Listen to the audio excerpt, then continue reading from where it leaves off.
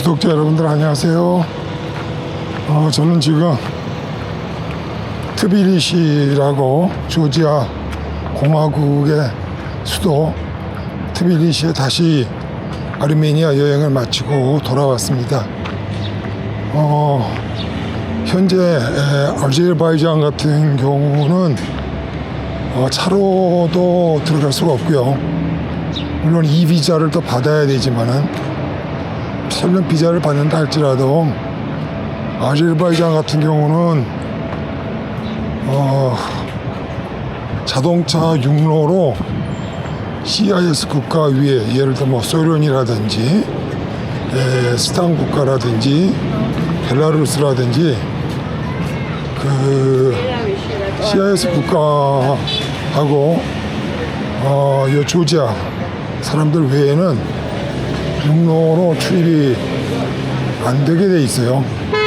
못 가죠. 그러다 보니까 뭐 비싼 비행기 표를 가는데 여기서 바투라고 하는 공항까지 가는데 한 270불 정도 US 달러 왕복이 들어요. 1시간도 차 걸리려나? 너무 비싸고 또 차 없이 또 가다 보니까 여러 가지 이제 숙박비라든지 또 투어 패키지라든지 이런 것들도 좀 있고 해서 겸사겸사 따져보니까 거기에 가면은 뭐 볼만한 거라고는 머드 볼케이노가 있어요. 그러니까 이제 뭐냐면은 화산이 이렇게 뜨거운 용암을 분출하는 게 아니고 밑에서 용암이 진흙을 뜨겁게 해가지고 부글부글 끓는 머드 볼케이노가 있는데 그 뭐 사실은 미국의 옐로스톤 내셔널 파크나 이런 데 가서도 많이 볼 수가 있는 거거든요. 근데 그럼에도 불구하고 시즌 8에 아제르바이잔이 있어서 가려고 그랬는데 그냥 포기했어요. 그리고 러시아로 들어가서 사실은 이제 우즈베키스탄이나 이런 쪽에다가 차를 두고 갔다 오려고 한국에.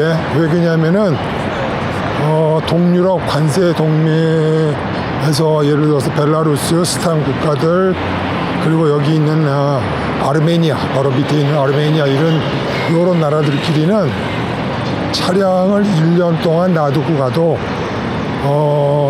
무관세, 그러니까 이제 세금을 안 내요. 그러니까 임시 수입된 걸로 보고 1년간 주차를 할 수가 있어서 스탄 국가 쪽에 가려고 그랬는데 한 두어 가지 이유죠. 지금 뭐 러시아 상황이 기름이 없어가지고 기름 대란이 있는 중이고 또 거기다가 이제 스탄 국가 쪽에 가면은 아무래도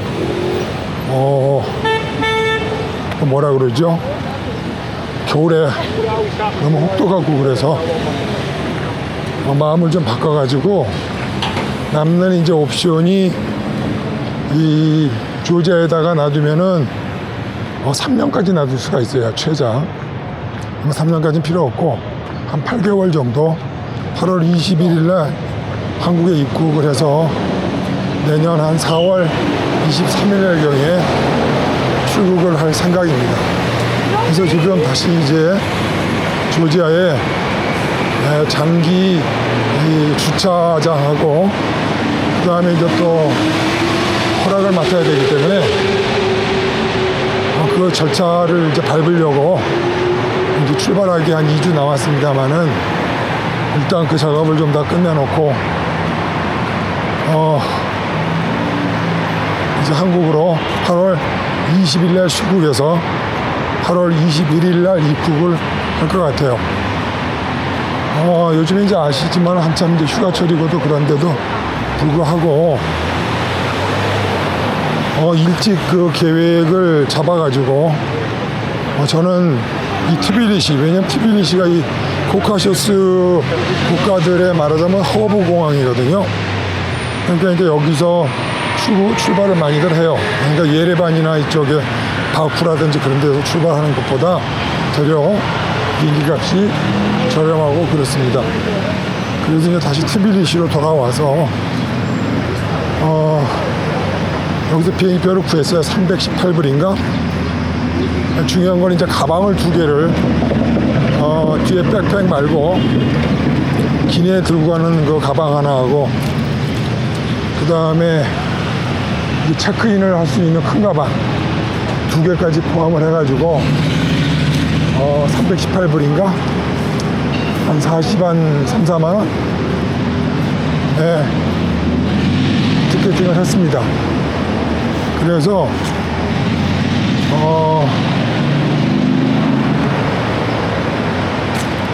나 여기 복사를 하러 왔는데 저건가? 두복스. 그래서 이제 어쨌든 마지막 남은 시간 여기서 사고 치지 말고 잘 있다가 출국을 해서 한국에서 시즌 11번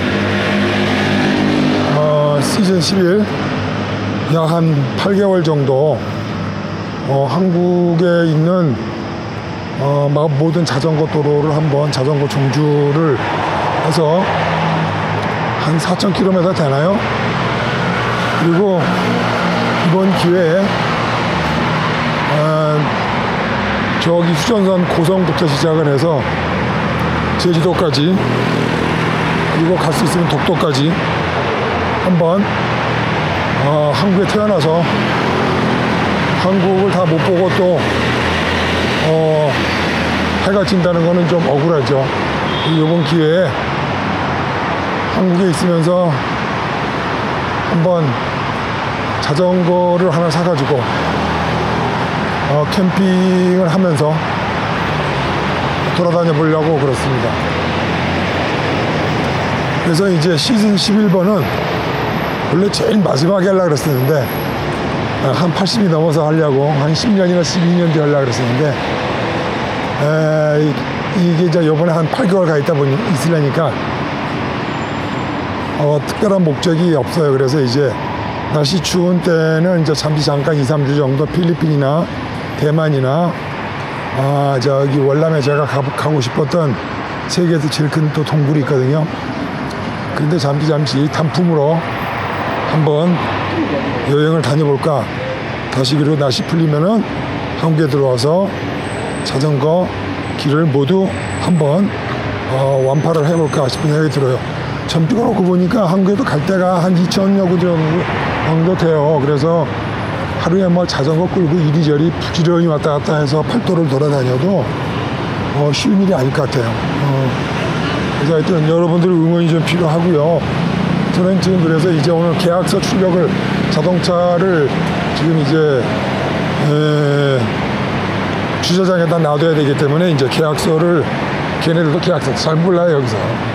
제가 불안해서 계약서를 영어하고 조지아어로 만들어가지고 계약서 프린트해서 이제 돈도 주고 사인하고 해서 나중에 또 뒷소리 없게 하려고 오늘 프린트를 하고 이제 가서 요즘에 그동안 살면서 보니까 쓸데없는 것들, 쓸데없는 건 아니지만 그렇게 활용도가 많지 않은 것들을 하나씩 둘씩 이제 이 기회에 정리를 하고 있습니다. 그래서 오늘 잠깐 마이크를 켜서 여러분들과 일정을 좀 나누고 싶어서, 한국 가면은 전국을 자전거로, 전기 이바이크죠. 이바이크로 다닐 생각이 있기 때문에 혹시 바이크 경험 많으신 분들을 좀 조언도 좀 필요하고 연락을 좀 주시면 제가 좀 도움을 받아볼까 싶습니다.